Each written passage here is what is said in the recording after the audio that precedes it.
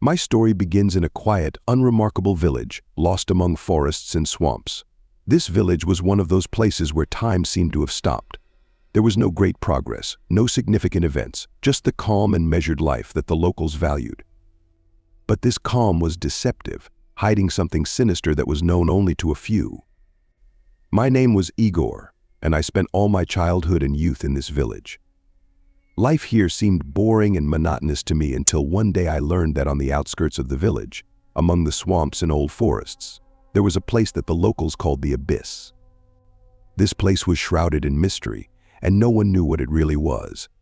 Legend said that it was impossible to reach, and those who tried never returned. These stories always attracted me, awakening a desire to unravel the mystery of the Abyss. One day in the autumn, when the days were getting shorter and the nights longer, I decided to go in search of the Abyss. I could no longer suppress my curiosity and thirst for adventure. That day was particularly gloomy. A thick fog enveloped the forests, and the air was filled with the smell of dampness and decay. I gathered everything I needed: a map of the area, a compass, a flashlight, and some provisions, and set out on my journey. The path to the Abyss was long and dangerous.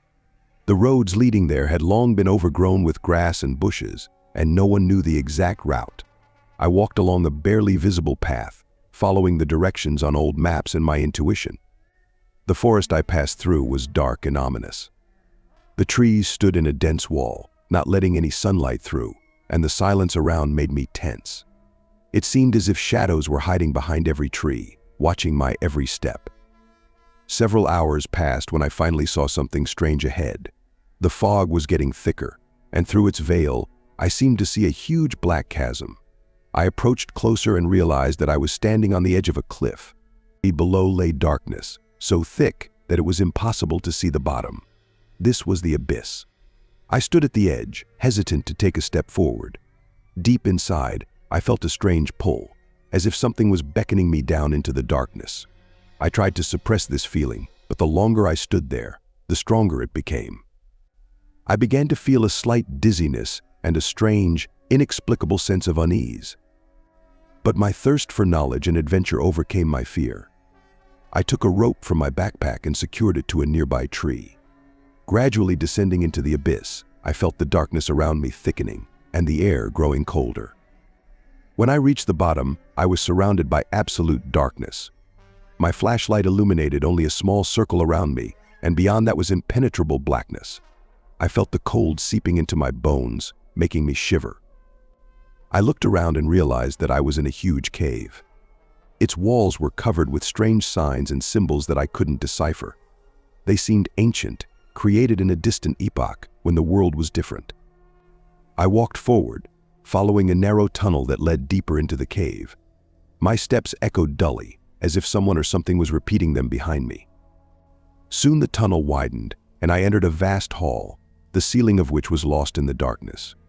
In the center of the hall stood a stone altar surrounded by strange statues. These statues depicted beings I had never seen before. Their forms were distorted, as if they had been created in a feverish delirium. From one of the statues came a faint light, drawing my attention. I approached closer and noticed that the statue held a small stone tablet with inscriptions. The inscriptions were carved in an ancient language that I could not read. But the strangest thing happened when I touched the tablet. Suddenly, the air around me thickened, as if the space itself was compressing. The temperature dropped sharply, and I felt goosebumps all over my body. It became difficult to breathe, as if something invisible was pressing on my chest.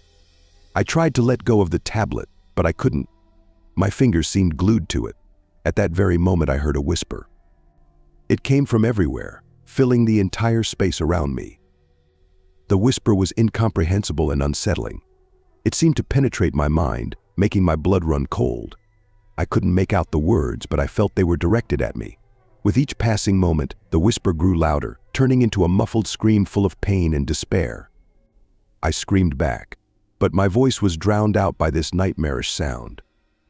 And then something terrible happened. The darkness around me began to thicken, transforming into ominous figures. They rose from the floor and walls, as if seeping out of the cave itself. These figures resembled people, but their bodies were twisted, and their faces distorted beyond recognition.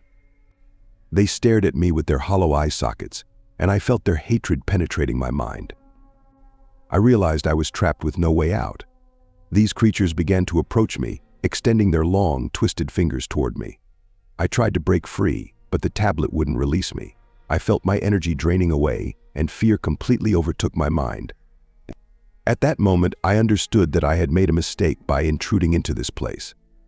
The abyss was not just a physical chasm, it was a place where the boundaries between worlds intersected, and I carelessly had awakened ancient forces that didn't belong in our world. But it was too late. When one of the creatures touched me, I felt the cold and darkness begin to seep into my soul. I tried to resist, but with each passing moment, my willpower weakened.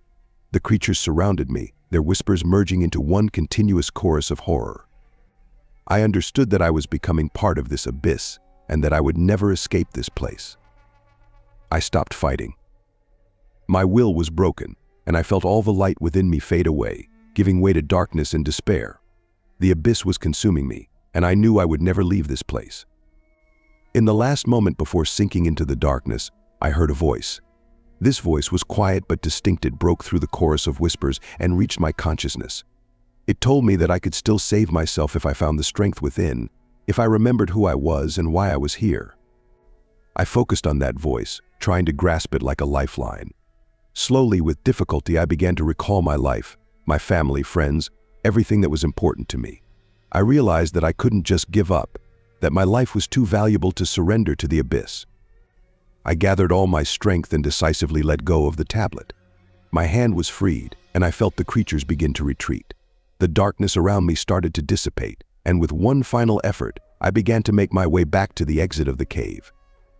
With each passing second, my strength returned, and although it was difficult, I managed to escape the abyss. Once on the surface, I saw that night had already fallen over the forest, but the stars shone brightly, lighting my way back.